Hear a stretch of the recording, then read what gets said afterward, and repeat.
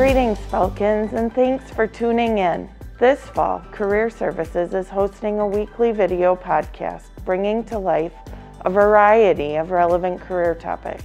I'm McKenna, and I'll be your host.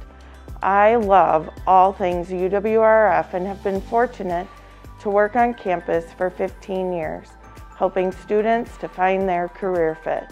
Today, we're going to kick off our first episode with a panel of our employer partners. They're going to discuss the career fair preparation tactics and how to talk to employers at the career fair. This fall, we'll host our first ever virtual career fair, so this topic becomes even more relevant. We have 3 recruiters joining us today. They're on the career fair circuit year after year, which means they attend lots of career fairs and networking events. They can help you with your experience here at River Falls. So let's get started. Hi, everybody. I'm so glad to have you as our first guests for Tune In Tuesday. I think to start, what I would like to do is have us go around and do some brief introductions so the students know who they're engaging with today. Hello, everyone. My name is Ashley Lafine. I am a talent acquisition specialist with Enterprise. I focus on our hiring and recruiting efforts here in the Minnesota group. And you guys, I'm so excited to be with you here today. I know this is a very different platform than how we're used to connecting, but one of my favorite parts of my job is just reaching out to students, building a network, and providing you with great career and internship opportunities, but also some industry advice. So thank you for joining us. I'm Wendy Banning Swanson, and I own Barham Technical. We are a scientific and engineering staffing firm. We're located in the Twin Cities, and we place people throughout Minnesota and Wisconsin. And I started my staffing firm because I love to support companies in finding great people, and I love to help people find jobs that can change their lives. And so this is fun for me, although it is a crazy year this year. There are companies still hiring, and they need really great people. So I'm happy to be here. Falcons, did we all hear that? There are still companies out there that are hiring. Awesome. Hello, everyone. My name is Risha Bashin. I'm super excited to be here, and I will reiterate, we are hiring. During our office closure period of a couple months, we hired 47 normal full-time positions and 31 interns in a completely remote environment. So we are most certainly hiring. I'm an HR business partner with Compere Financial.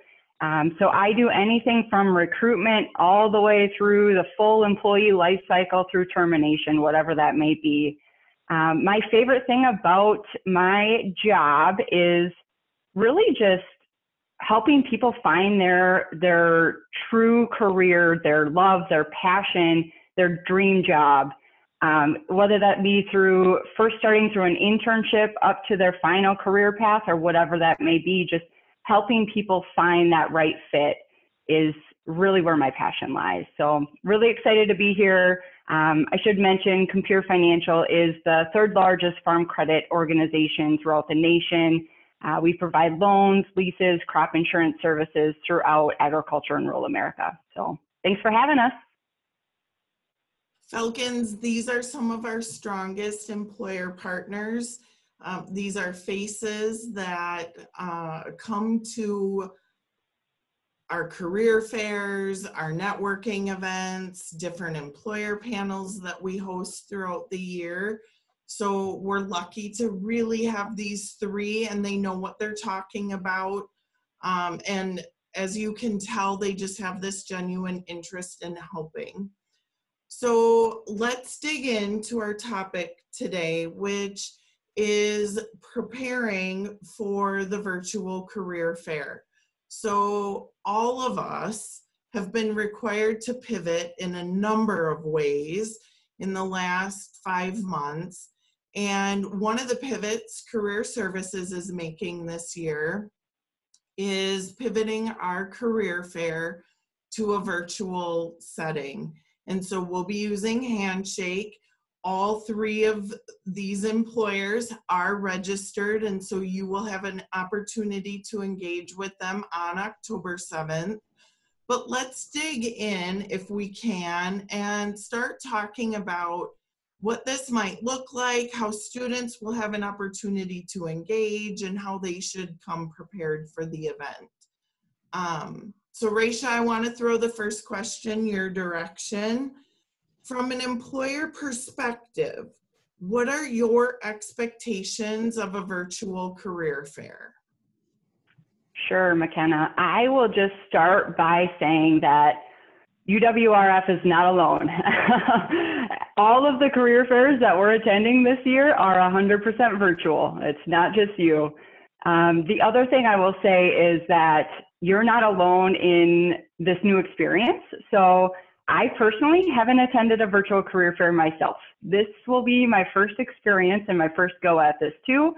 So just know this is new for you. This is new for a lot of employers, and we're going to be learning together, and that's okay. So things might be a little bumpy here and there. You might have to kind of pivot again and change direction. It's okay. We'll get through this and it will be great. It really will be a good outcome. So just know you're not alone.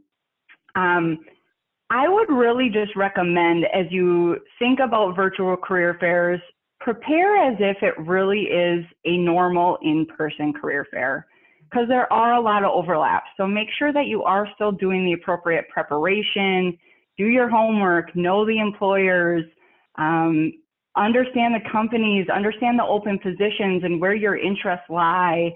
And doing all that prep work will help you be successful even in a virtual environment. So my greatest advice is, even though it's different and it's virtual, really shift that mindset and prepare just the same as you would as if it were in person.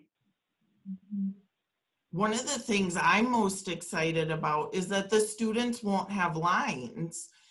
So now they're going to have a full event where they can be engaging with people, and we can eliminate the line timeline. So that's kind of fun. That is a great point. I actually think it's, in some ways, it's better for the students because there's no distractions, right? They're going to get that one-on-one time. They have the possibility of getting one-on-one time with a potential person that could help them get hired in that company. And, you know, so in some ways, I think it's better because they'll have that scheduled time that they, you know, have with that hiring manager or HR person. And they don't have somebody from the aisle behind them bumping into them or on their sides. It's just focused attention. Well, and honestly, it really is a nice picture of what the real world is like too. I think of my job. We're in Minnesota, Wisconsin, and Illinois, and I am on video and phone all day long supporting leaders and team members across 3 states. My job is not face-to-face, really hardly ever. And so it is real. This is how the world works, and I think it will be how the world continues to work post-COVID. So, Wendy, I think with your expertise, this next question is best suited for you to maybe start, and then the others can weigh in. But how have you seen hiring needs shift as a result of COVID-19? And would you expect students to see more remote or in-person interview opportunities as well as job postings? Yeah, so obviously, all companies have had to shift, and you know, for a time everything was remote. But in my world, a lot of our positions are actually, they were considered essential. So people were actually going into their companies and they were actually in person. So, you know, I think the rule of thumb was if you can do it remote, you can take a computer home and do the work, most of those, and they are continuing to still stay that way. Some companies are starting to go back, but in general, a lot are still remote. But if you need to be in a laboratory and you need to use equipment, or you need to be on a manufacturing line, those people are still, they're going in. But the companies don't want you to get sick. They have a responsibility to make sure that you're safe. So they have come up with protocols if you do have to go in. They have all come up with protocols to keep you safe. And of course, you know, wearing the masks is required for most of them. So when it comes to interviews, I would say a majority of our interviews are online right now. Some of them, if it's a big role, if it's a really important role, they might ask the person to come in person. We're starting to see that a little bit more and more. They're more comfortable with that. But in general, this format might be how you actually do a full interview for your position. And again, it's changing. It's changing constantly. You might watch this in 4 months and it might be totally different.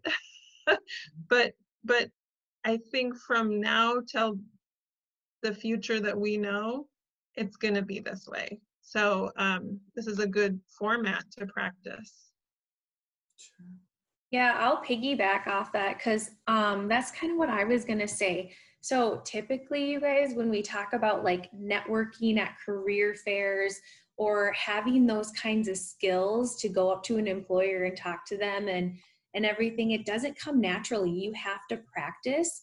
And this virtual career fair is honestly a great way to start practicing because our company is doing all of our interviews virtually. So if you got an interview with, it would be a 3-step virtual interview process. And like anything, you need to practice that skill and how to effectively interview virtually. And I think this career fair and attending a virtual career fair is a great way to start that practice. In addition to that, I think when it comes to like hiring needs, just remember to be patient with us employers because everything is so unpredictable right now, and everything, you know, like Wendy was saying, it changes so quickly. So something we say right now, it could be different in a week, but just remember that we're trying to adapt and we're being very flexible as everything changes on our end as well. And a lot of this is new for you, and it's all a lot new for us as well. In a couple of weeks, Falcons, another Tune In Tuesday episode is going to hone in on the virtual interview experience. And there'll be some additional employer partners that are keying in and offering some very specific tips and strategies for navigating that. So you'll want to tune in a couple weeks for that next episode. Okay, so Ashley, I want to move to you with a question. Should students expect to talk to employers in a one-on-one or in a group setting through this virtual format for the career fair? Yes, good question. Okay, so you guys, as employers, we have the option to make schedules with group sessions and individual one-on-one sessions. And I don't know about you guys, but honestly, from my perspective, I'd love to have you sign up for both. We're gonna have employees within our organization doing these group setting sessions, and they're gonna have different topics. So options could be maybe we have an alum from UW River Falls in one session just talking about their experience, why they work here, giving you tips and anything that you want to know. Another session might just be focused on information on our full-time summer internship program. So we have some different options where you can get like a broad amount of information in the group sessions, but we'd also love the opportunity to answer specific questions that you have in that more one-on-one setting. We can talk to you specifically about our interview process, qualifications, and really hone in on seeing if this is something that you'd like to connect with us more about after the virtual career fair. So please sign up for as much stuff as you can. We'd love to have you join. And whether they're new to this event as a whole, having maybe never been to a career fair, some of those group sessions may be a nice kind of ease in and starting point, where then those one-on-one sessions provide that opportunity to engage in a real tailored conversation, which is something that I would say, I don't know, I'll ask the three of you, when it's an in-person event, are you finding yourself spending 10 minutes with somebody that's approaching your booth when it's an in-person event? I would say no. Well, it would be great. It would be ideal. However, generally speaking, when we're at an in-person event, especially at River Falls, the line can get so long that we might feel the pressure to speed up that conversation and try to get it down in 5 minutes and get on to the next person. And in the back of our head, you might just see that line stacking up and stacking up. And so one benefit I see from this virtual experience is you have that 10 minutes, you have that set time, and you don't see that line standing behind there, and you don't feel that pressure. And I think students can feel that pressure too when they know there's a long line. They might feel that they have to hurry up. So actually a benefit of this experience. Yeah, it's kind of exciting. Mm-hmm. Okay, well, Raisha, if I can't physically hand you a copy of my resume because of the platform that we're meeting in, how do I make sure employers get my resume at this event? Well, I'll just start by saying over the last year or two, Compare Financial has actually not accepted physical resumes.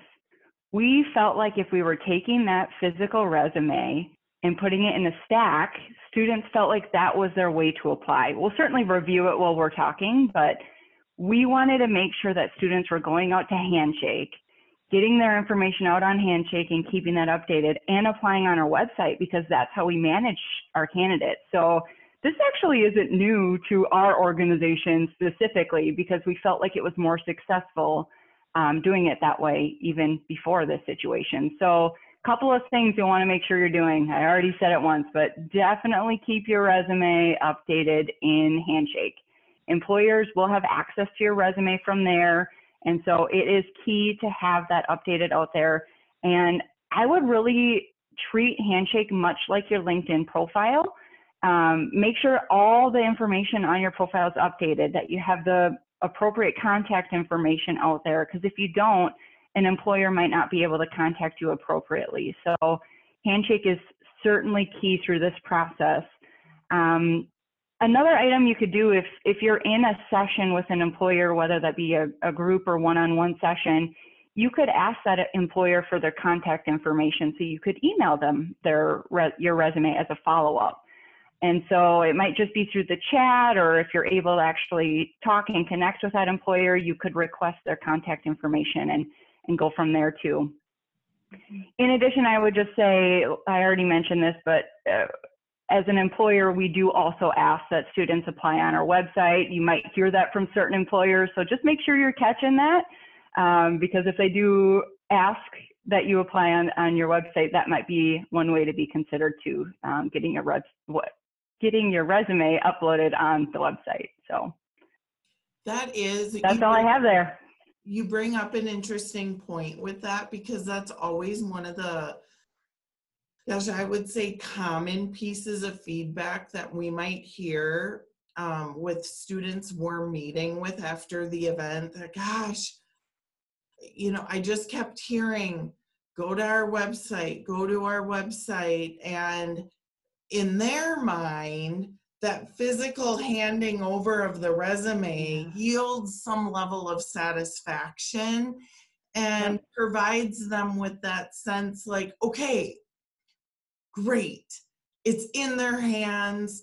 And so can we just kind of spend a little bit more time maybe diving into this, so that if they are hearing, go to our website, apply online. Maybe we can shift that perspective. So instead of feeling deflated when they hear that, they can feel elevated. So I'll send that to if you don't mind, I'm going to just add why we changed our process a couple years ago. We have many different recruiters, 6 recruiters, and then we have alumni and other people attend career fairs, and we would just end up with stacks of paper across 3 states, not getting into the right people's hands. And so your resume would essentially just gather dust because there's just too many of us in the recruitment process. And so as an organization recruiting for 60 interns at one time, it just works better to go to the website and apply for the internships that you have interest in, because then the appropriate recruiter goes out and they see they have 15 applicants, your name being one of them. We can see that we met you on a career fair. We asked that right on the application process, but then you're already in our system. You now are being considered. We can send you right over to the hiring manager. Way better than gathering dust on a pile. So that's where we're coming from. And I'd like to just add to that. And because I don't think that students necessarily understand how it works. And like she said, first of all, you meet so many people, you don't remember every single person you meet, unfortunately. Some people stick out, and we're going to talk about that a little bit. But we have a system, and when you apply online or you send us an actual copy that's digital, we can put your information in the system, and then we can get a hold of you. We know how to contact you. If we have a piece of paper that someone else grabs, it's gone.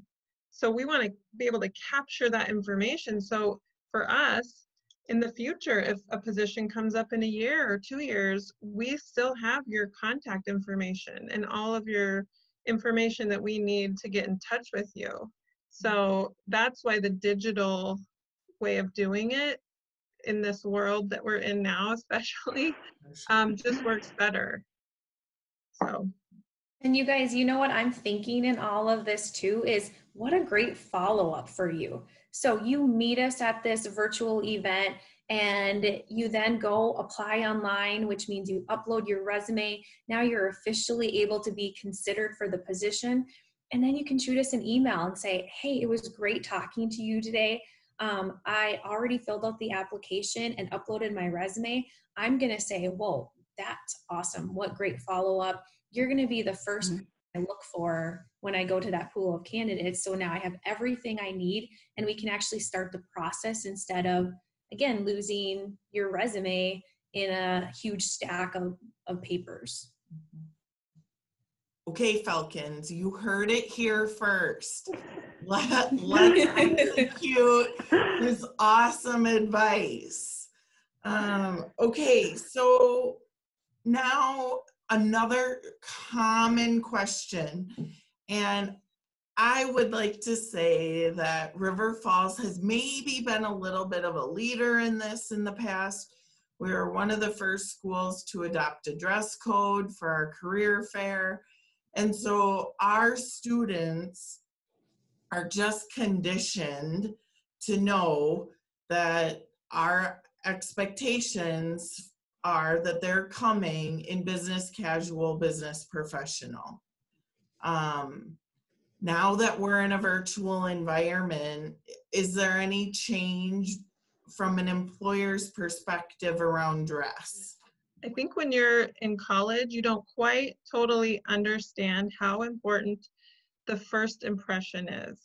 It's critical because, like she said, we're all meeting with many different people. And so if you come and you're not dressed in business professional, that will be noticeable, but probably not in a positive way. It's all about your first impression and how you show up. And so, you know, in this culture of Zoom right now, what I've seen, and I've talked to different professionals and colleagues, is that for some reason people think that if they're on video, you can only see, you know, a smaller section of who you are. You don't have to dress in anything other than a t-shirt or a hoodie. And the truth is that you're making an impression with somebody. And so you want to make the best impression that you can, because that person could truly be the person that helps you get in the door. They could take your resume and they could hand it to the hiring manager and said, I just interviewed this person. They were amazing. They came on time. They were dressed, you know, and so the person you're talking to, you're making an impression on them. And it's just really critical that you understand that that's why we recommend that you dress professionally, dress, you know, at least business professional, and not, I would say, not a t-shirt, not a hoodie, not, you know, a hat in your in your interview or in your conversation, because that will make probably not a great impression. So there's a reason. It's because when you dress well, you feel well and you come across with confidence, and you're making an impression on someone that could change the rest of your life by offering you a job. So just be mindful and make sure that you are careful about how you show up, how you want to show up, like looking and feeling your best in these either the one-on-one or the group meetings. Okay, Falcon, so dress code still intact.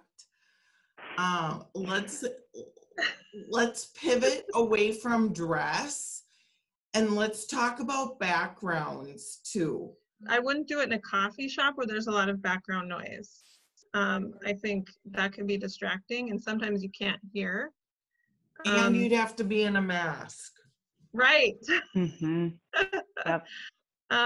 So yes, be mindful. I'd say just having kind of a, you know, like not a lot, I have a lot going on in the background, but you know, they have the background option.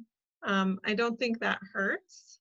And again, it is another impression, right? If you have a poster of someone in the background that's not appropriate, that gives an impression of you. So just be mindful of the impression you want to give the person. Yeah, and I think that I would say, I think that the virtual career fair is just a different kind of preparation this year, you guys. So instead of, you know, walking or driving to this event, you're going to set aside the preparation time to, you know, find that good space where it's quiet, where the background is professional and appropriate, actually setting up your device, whether you're using your laptop or your computer, your phone, whatever it might be, and, you know, putting the video on. What is in the background? What are people going to see? What are they going to be focused on during that conversation that they're having with you? And also, like, don't forget about the angles of everything. You know, in this new virtual world, I've had people who have come on to, you know, virtual conversations last minute, and the phone's moving all over the place because they didn't have time to prepare, and so they're holding it, and every time they shift, the screen shifts, or the person who's like down here and I'm looking up at their chin and their nose and stuff. So it's just being prepared, taking that extra 5 minutes to find the right space, the right environment to come prepared to just dominate it and not have to worry about what they're seeing in the background, but instead you can focus on your conversation. That was exactly what I was going to say. So you hit it. Practice. I mean, even for this discussion here, I turned on my camera, got it all set up. I practiced. I made sure there was nothing in the background. I took my dog out of the house to a neighbor so my dog wasn't barking in the background. So you just have to think through some of those things. How do you practice? How do you prepare? And test it out. How much research would you like students doing about employers beforehand? And can you also give some examples of the kind of information that students should be knowing or citing or incorporating into conversations with employers? Yes, absolutely. I mean, you guys, obviously, we would love for you to have done research on our company. I think the key things that I want to look for is that at least you know who we are and what we do. I think the worst is when you're at a career fair and someone's like, well, who are you? What do you guys do? What company is this? I am perfectly fine telling you, a whole bunch of details and going more in depth, but just to kind of know the basics is a great first step. I think as employers in general, we realize there's a lot of companies here. You can't do a tremendous amount of research on every single company. But with that being said, we want you to at least know who we are. And I think the next thing I always usually recommend is that, if you're wanting to chat about a specific position or internship, look that up before. Does this company hire for interns? Or what types of full-time positions does this company hire for? So at least you have like a starting point. A great example of that would be, hey, Ashley, I looked you guys up prior to attending the virtual career fair. And I saw that you guys are the largest rental car company and you're hiring for your full-time summer internship program. Can you tell me a little bit more about that management trainee internship or your full-time professional positions? It seemed really interesting to me. So at least you have like a starting point that I know you've done some research and that something about this is matching up for you.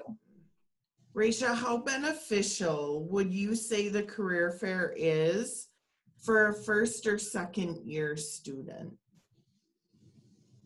Very, very, very beneficial, even in a virtual environment.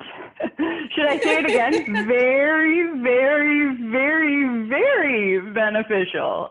Most certainly, it is beneficial. I'll just say, from a compere perspective, we often hire many sophomores, and we have offered internships to several freshmen as well.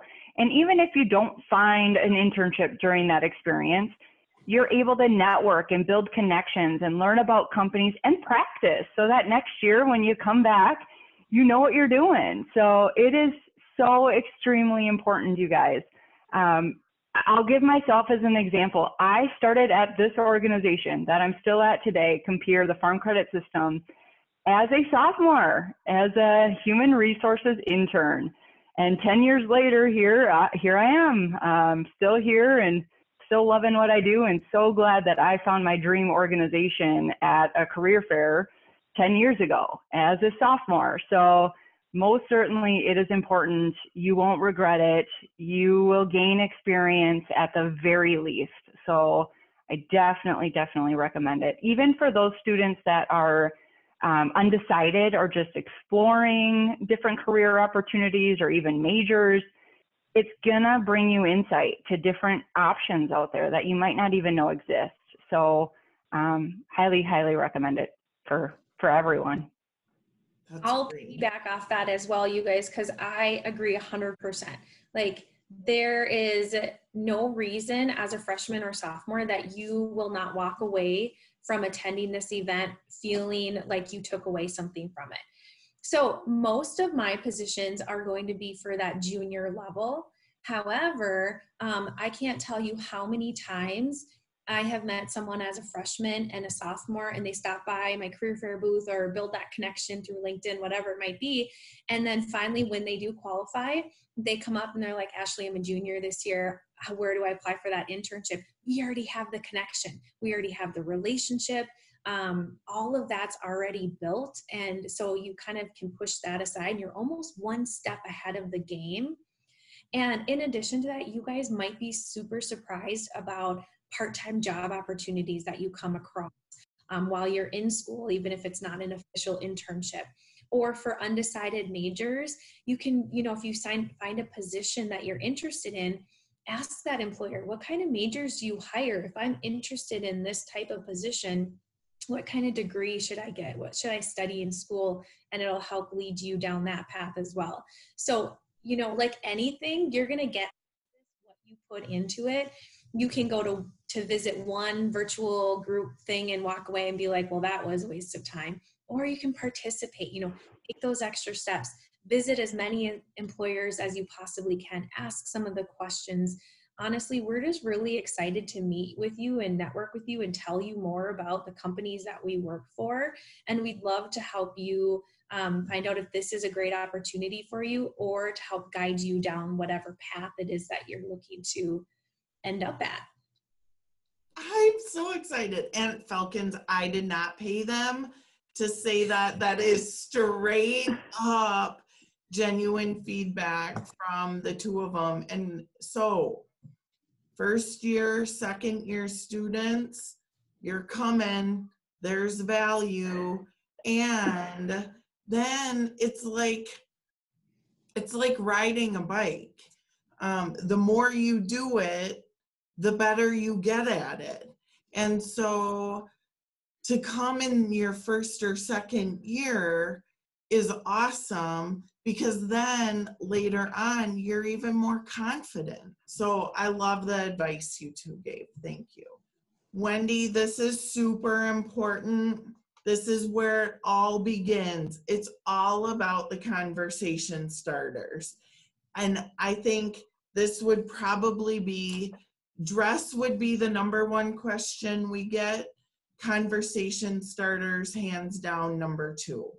And so can we talk about some easy introductions or conversation starters you would like to see students using during the career fair? You always want to introduce yourself. Hi, my name is so-and-so, and maybe talk about what degree you have. I'm getting a degree in, or I don't know. And you could say something you learned about the company. Like for me, I hear, it sounds like you're a staffing firm. Can you tell me more about that? Right? There's always a tell me more about that is a way to get us talking. Well, what do you want to know? Well, how does it work? Or, you can ask, what kind of opportunities are there for someone as a junior or when I graduate? You can ask, how do I go about finding a job at your company? I guess I'm a big fan of the elevator pitch or the elevator speech. I don't know if you Falcons all are familiar with that, but I think they're a fantastic way to jumpstart a conversation, whether it's at a career fair, an interview, a networking event, and you can kind of cater it to whatever that specific situation is. Similar to what Wendy had said, I love when you kind of start off and say, like, hi, my name is Ashley. I'm graduating in May with a degree in business management. And I'm excited that your company is here at the career fair with us. Being in the business management side of things, I saw that you were hiring for your management trainee position.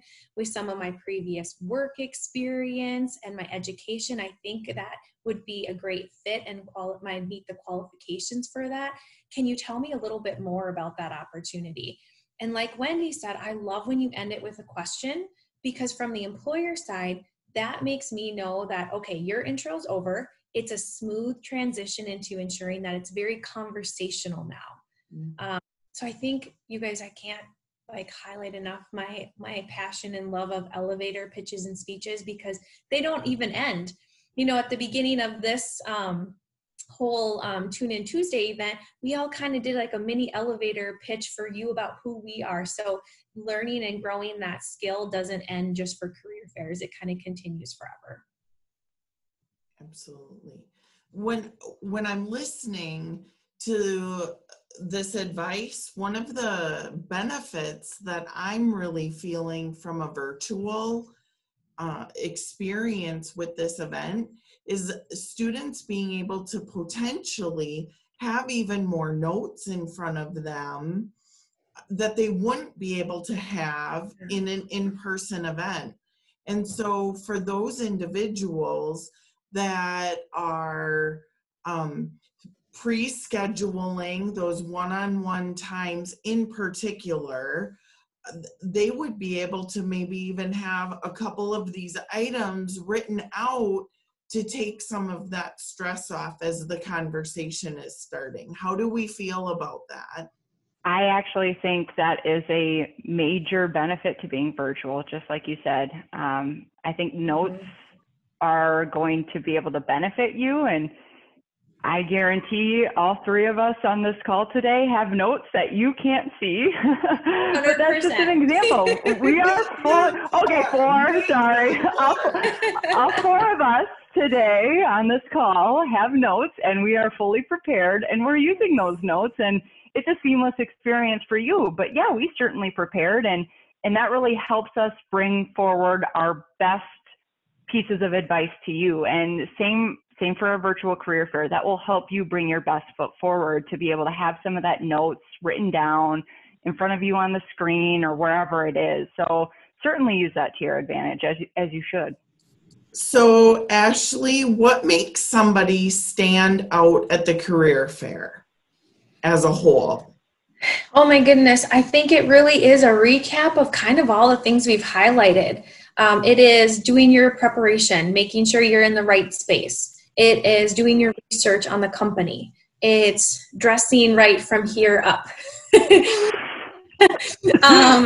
And it's practicing your intro or your elevator pitch or whatever that looks like for you.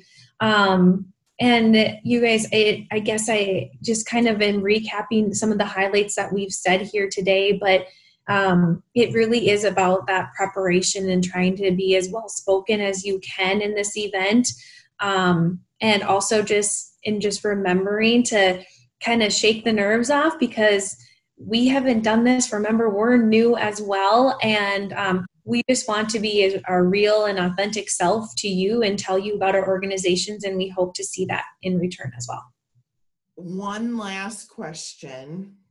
What is a good way for students to keep track of the employers that they meet with if they are no longer able to physically collect those business cards? So a couple things here that I would point out. One being Handshake. So Handshake will allow you with the opportunity to build a schedule within the system. And even after the career fair, you can go back and see all of the employers that you visited with. So there is a system in Handshake where you can track that.